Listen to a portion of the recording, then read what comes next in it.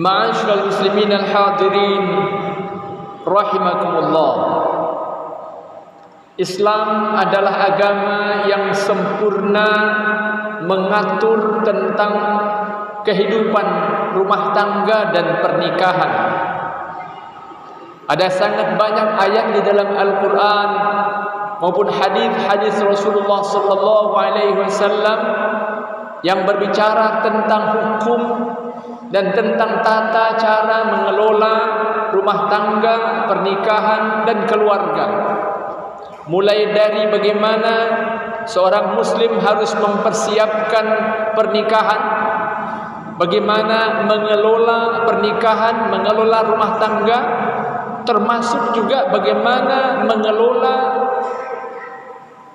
ketika sebuah rumah tangga, sebuah pernikahan, sebuah perkawinan terpaksa harus diakhiri. Semuanya diatur secara lengkap di dalam Islam. Pada kesempatan khutbah kali ini, izinkan khatib membahas bahagian terakhir dari aturan yang diajarkan dalam Islam terkait dengan pernikahan itu, yaitu bagaimana sikap seorang muslim, apa yang harus dilakukan oleh seorang muslim ketika terpaksa harus berhadapan dengan situasi di mana sebuah rumah tangga tidak mungkin lagi dipertahankan. Para ulama mengajarkan sebuah kaidah bahwa perceraian, yaitu mengakhiri pernikahan, hanya sah apabila dilakukan di dalam persidangan pengadilan agama. Inilah yang dituangkan di dalam pasal 115 kompilasi hukum Islam yang merupakan hasil kajian panjang dari ratusan ulama dari berbagai kampus, dari berbagai pesantren, dari berbagai sekolah. Setelah mengkaji puluhan kitab-kitab fikih, mengkaji kitab karya Al-Imam Asy-Syafi'i, mengkaji kitab Al-Muwatta karya Imam Malik, mengkaji kitab Al-Majmu' Al-Fatawa karya Imam Ibn Taymiyah, mengkaji kitab Fiqhus Sunnah karya Syekh Said Sabiq, mengkaji kitab Al-Fiqhul Islami wa Adillatuh karya Syekh Wahbah Az-Zuhaili, dan puluhan kitab-kitab yang lain. Dengan pemahaman yang mendalam terhadap Al-Quran dan hadis serta kitab-kitab fikih yang begitu banyak itu, para ulama sampai pada kesimpulan bahwa kalau seorang muslim terpaksa harus mengakhiri pernikahannya, maka bercerai itu hanya sah, hanya boleh dilakukan di dalam persidangan pengadilan agama. Itu saja. That is the only way to divorce. Itu satu-satunya cara yang sah untuk mengakhiri pernikahan. Tidak ada cara yang lain.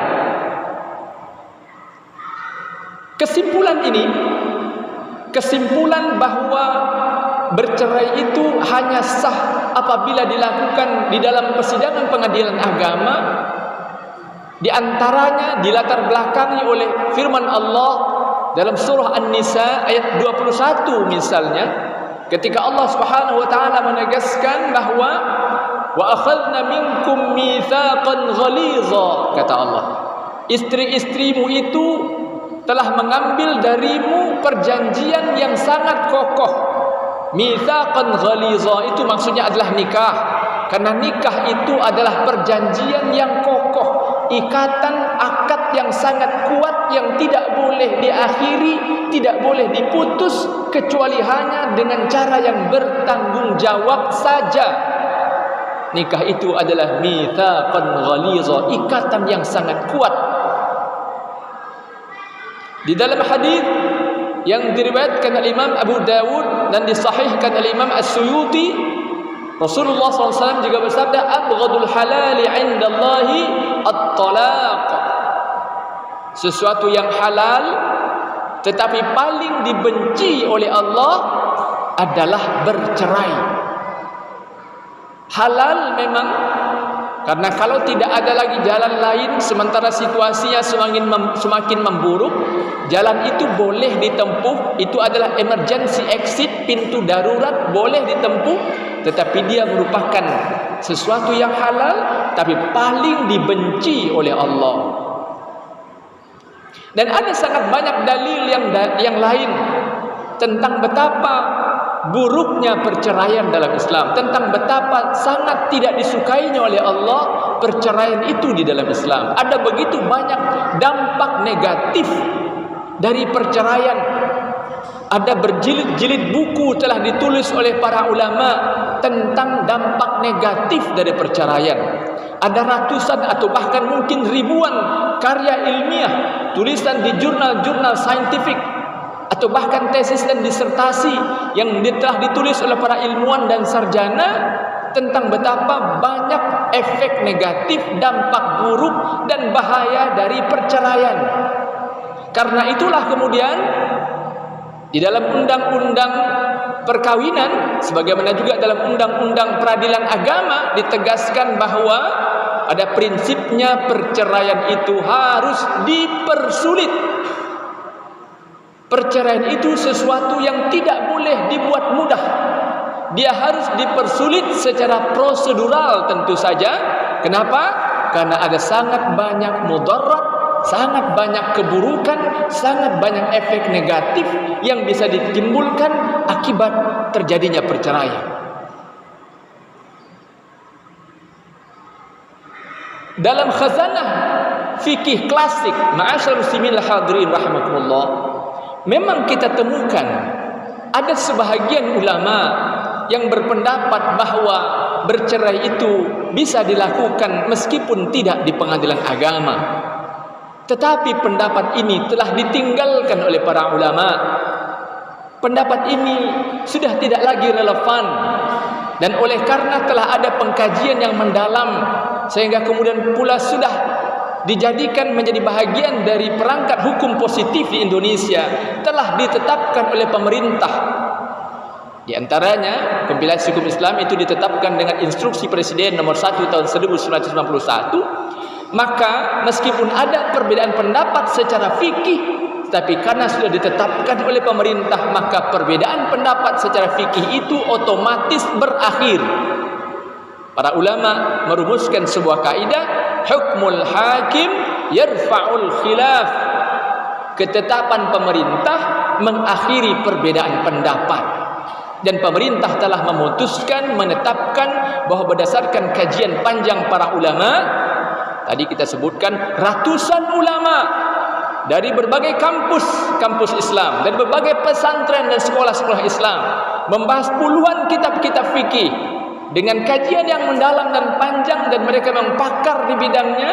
Mereka simpulkan bahwa bercerai itu hanya sah apabila dilakukan di dalam persidangan pengadilan agama. Selain itu tidak sah.